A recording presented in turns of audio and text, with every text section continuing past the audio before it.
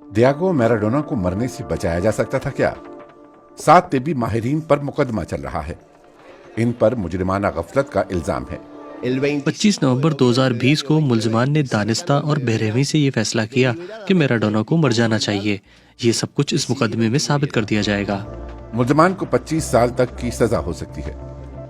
Maradona सन 2020 में दिल का दौरा पड़ने से चल बसे थे। उनकी उम्र 60 बरस थी।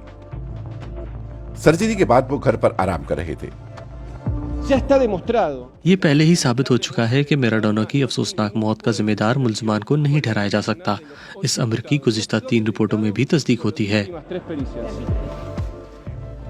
मुल्जिमान का कहना है कि मैराडोना ने मजीद इलाज से इनकार कर दिया था और उन्हें ऑपरेशन के बाद अस्पताल में ही रहना चाहिए था। 100 से ज्यादा अफराद इस मुकदमे में गवाही देंगे। ये मुकदमा जुलाई तक जारी रहने की तवक्को है।